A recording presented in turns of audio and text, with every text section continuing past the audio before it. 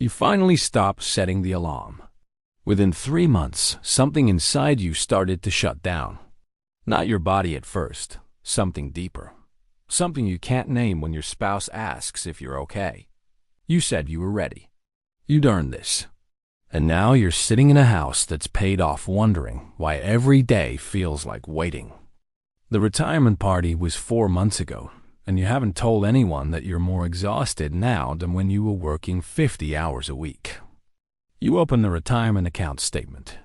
The number looks big enough, but somehow you feel poorer than you did at 30. There's a calculator on your phone that you check at 2 in the morning.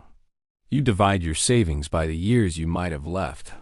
The number gets smaller every time you run it. Your friends who retired before you seem fine in their photos. But when you see them in person, there's something missing behind their eyes. You've started saying yes to projects and volunteer work you don't care about. The empty calendar was starting to feel like a countdown. Nobody told you that the hardest part of retirement wouldn't be the money. It would be the mirror.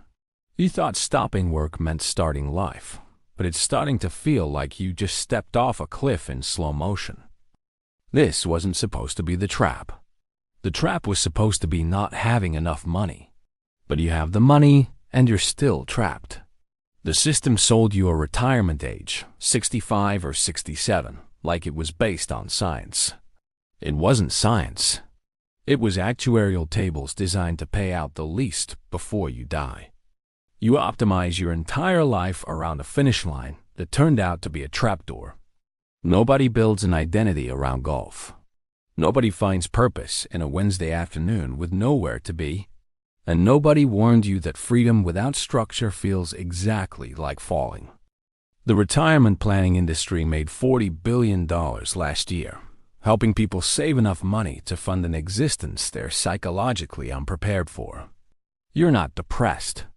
You're experiencing the predictable result of removing the central organizing principle of your adult life without replacing it with anything meaningful.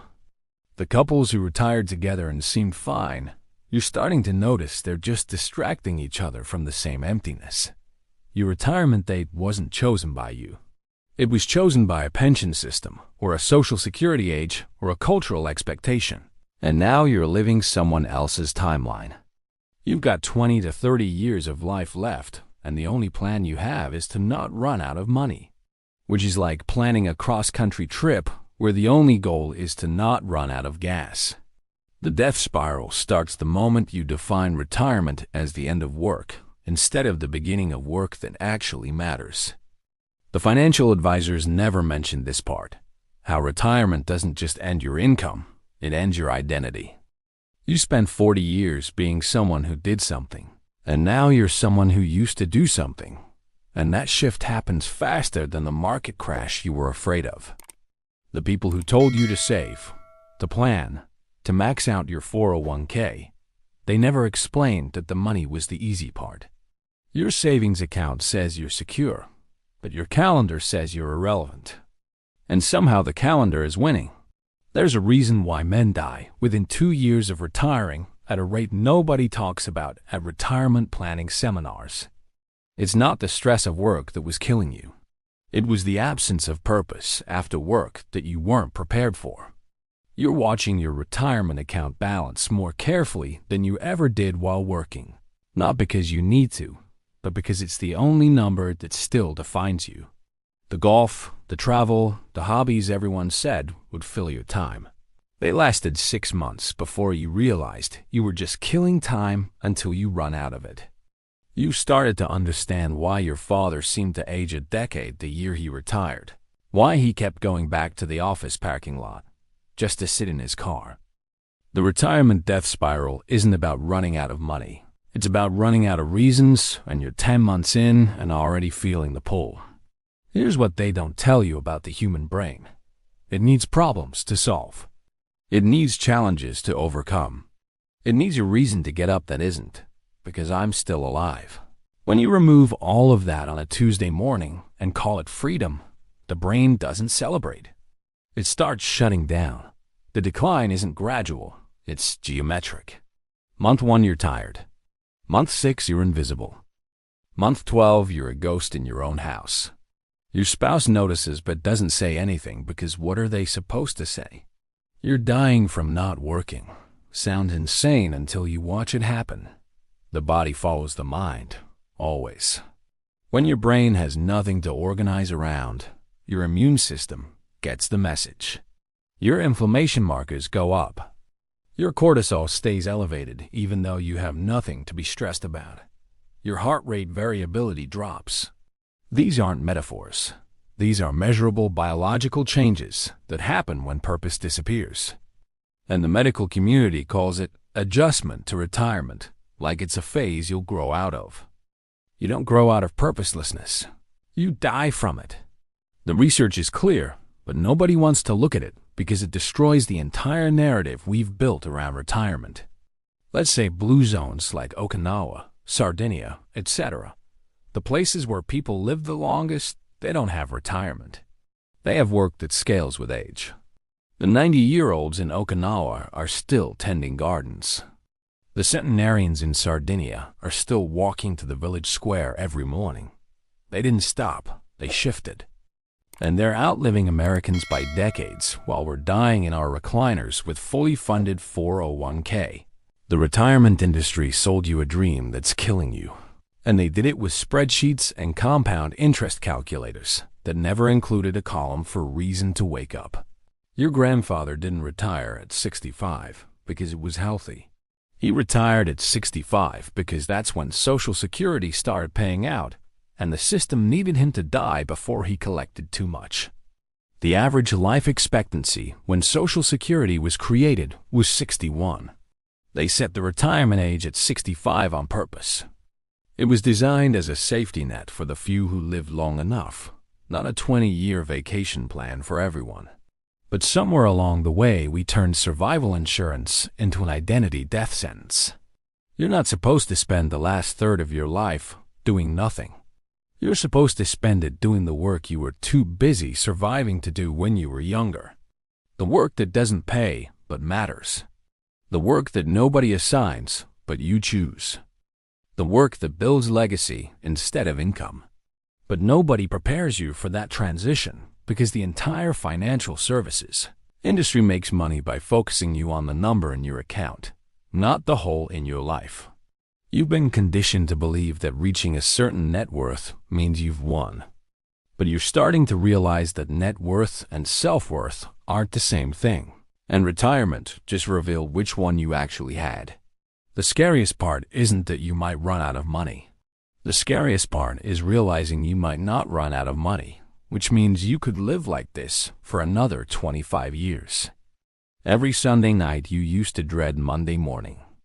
Now you dread Sunday night because Monday morning doesn't mean anything anymore. The weekend used to be freedom from work.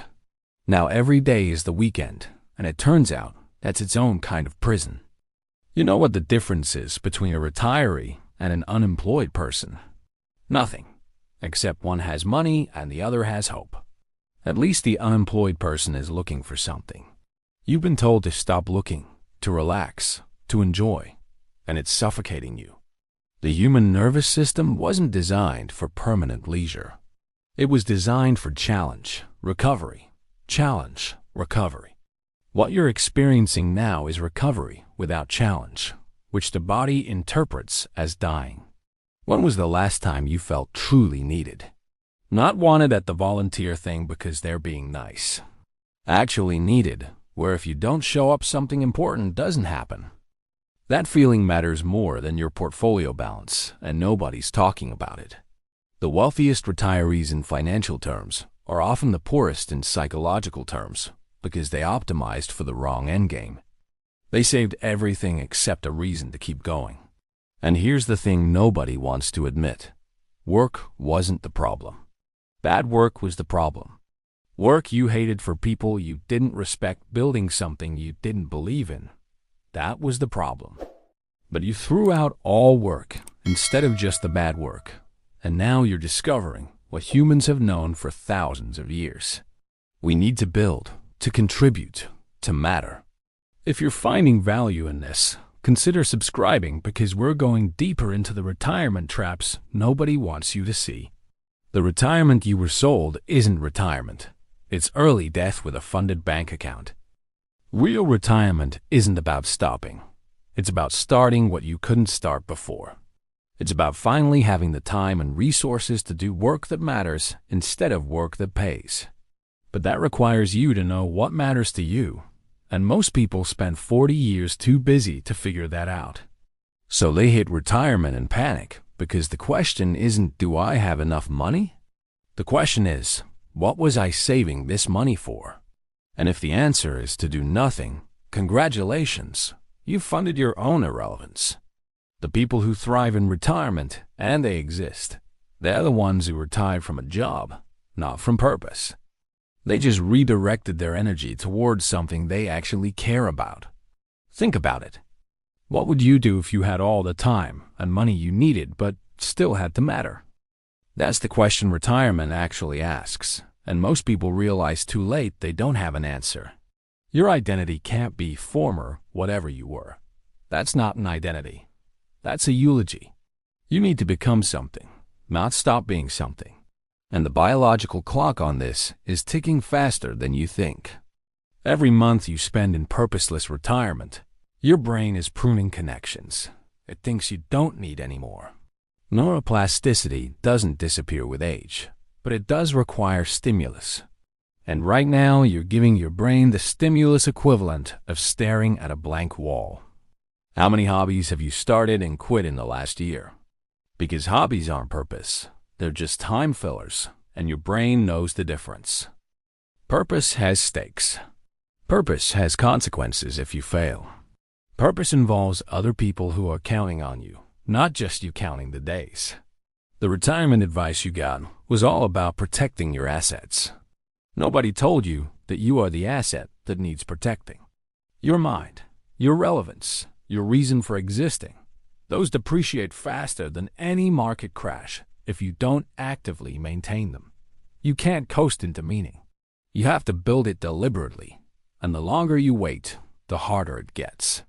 Not because you're getting older, but because you're getting more afraid. Afraid that you don't have anything valuable left to offer, and that fear becomes self-fulfilling the moment you believe it. So let's talk about what actually works. The retirees who aren't dying physically or psychologically, they all have one thing in common. They replace their work structure with a different structure, not with nothing. They wake up with somewhere to be, someone depending on them, something that won't happen if they don't do it. It doesn't have to be paid. It doesn't have to be prestigious. It has to be necessary. You know the difference between necessary and optional the moment you try to skip it. Necessary creates guilt when you don't do it. Optional creates relief. If retirement feels like relief that never ends, you're in the death spiral. The uncomfortable truth is that most people retire because they're tired of their job, not because they have something better to retire to. That's backwards. You don't run from something, you run towards something. And if you don't have a toward, you just stop moving, and stopping is dying. Your retirement account can't buy you purpose. It can buy you time. But time without direction is just a countdown. The financial part of retirement, the part everyone obsesses over, that's actually the easy part. You either have enough or you don't. And if you don't, you already know it. The hard part is answering what you're going to do with yourself when nobody's making you do anything anymore. Because freedom without responsibility isn't freedom, it's abandonment. You've been looking at retirement as the end of something when it's supposed to be the beginning of something you actually chose. The death spiral isn't inevitable. It's optional. But opting out requires you to do the one thing that terrifies most retirees. Decide what you're for, not just what you're against. You spent decades being against bad bosses, long commutes, meaningless meetings. Now you need to figure out what you're for. And that's harder because nobody can tell you the answer. Your retirement isn't broken because you don't have enough money. It's broken because you don't have enough reasons. If you found this uncomfortable but true, subscribe because we're exposing every retirement trap they don't want you to see. So what are you actually going to do with the time you have left?